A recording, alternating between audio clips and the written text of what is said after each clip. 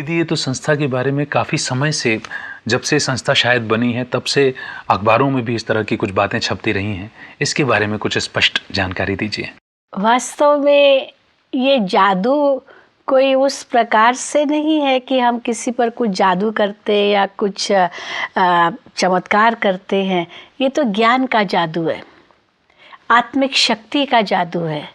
ये कोई बाह्य रूप का जादू नहीं है, क्योंकि जब आत्मा को ये समझ आ जाती है कि मेरे लिए अच्छा क्या है, बुरा क्या है, क्या मुझे करना चाहिए, क्या नहीं करना चाहिए, और एक जैसे छाप लग जाती है आत्मा पर, तो अंतर में शक्ति आती है। और जब ये शक्ति आती है तो परिवर्तन सहज हो जाता है। आज हम चाहते तो हैं कि परिवर्तन हो, लेकिन हम कर नहीं पाते क्योंकि शक्ति नहीं है।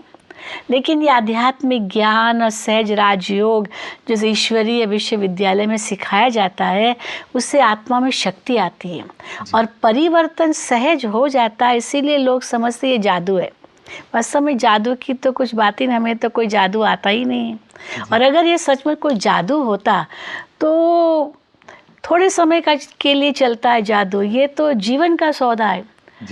परमात्मा से प्रतिज्ञा करने की बात है, तो ये कोई थोड़े समय की जादू की तो बात ही नहीं है। जी जी जी, जैसे आप थोड़ी देर पहले बता रहे थे कि लोग व्यसन की प्रतिज्ञा करते हैं तो वो फिर नहीं अपनाते। बिल्कुल, तो वो भी एक परिवर्तन की ही तो शक्ति हुई। तो ये उनके अंदर वो शक्ति आ जाती है। जैसे शक्ति आ जाती है तो इंसान जो पहले नहीं कर सकता है वो फिर शक्ति आने से कर लेता है। चाहते हैं लेकिन शक्ति नहीं थी, अब शक्ति मिली तो परिवर्तन करते। लोग समझते जादू है। ऐसी भी भ्रांति है कि ब्रह्मा कुमारियां आंखों में देखकर हिप्नोटाइज कर देती हैं और ब्रेन वॉश कर देती हैं।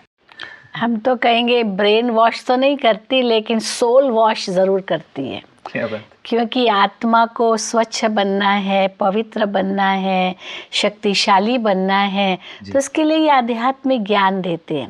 बाकी आँखों में आँखें मिलाने की तो बात ही नहीं है। अगर हम किसको देखते हैं तो इसी भाव से देखते हैं कि ये भी एक आत्मा है, मैं भी एक आत्मा हूँ, तो वो दृष्टि हमारी पवित्र हो जाती है। तो पवित्र दृष्टि से जब किसी को देखते तो उसके अंदर भी पवित्र विचार आते हैं और उसी से वास्तव में आत्मा की धुलाई होती है, शुद्ध होती है, पवित्र होती है। तो ये ब्रेन वॉश की तो बात ही नहीं है। और जब बुद्धि स्वच्छ हो गई, आत्मा का परिवर्तन हो गया, तो जैसे पाप आत्मा से पुण्य आत्मा बन जाते हैं। ये अनुभव होता है कि पहले हम क्या थे और क्या बन गए, कैसे जीवन में परिवर्तन आ गया। तो लोग इसको हिप्नोटाइज समझते हैं, जादू समझते हैं या जो कुछ भी समझ लेते हैं, लेकिन बात ऐसी नहीं है। बात तो आध्यात्मिक ज्ञान की है, जिसके अंदर ही वो शक्ति है। वो आध्यात्मिकता का जादू है, आध्यात्मिकता की दृष्टि है, यही आध्यात्मिकता की भावना है। ये भावना, दृष्टि, शक्ति ये परिवर्तन करती है और मनुष्य उनको एक अल्पकाल का जादू या ब्रेन वॉश ये शब्द कह देते हैं, हिप्नोटाइज कह देते हैं। वास्तव में क्या है, जो आत्मा को चाहिए वो उनको मिल जाता है। आत्मा की जो जन्म जन्म की प्यास है वो बुझ जाती है। तो इसलिए वो जैसे एक चमत्कार सा हो जाता है। तो लोग उसको उस रूप से नहीं देखते, लेकिन एक बाह्य रूप इन शब्दों को कह करके बताते हैं। जी जी जी।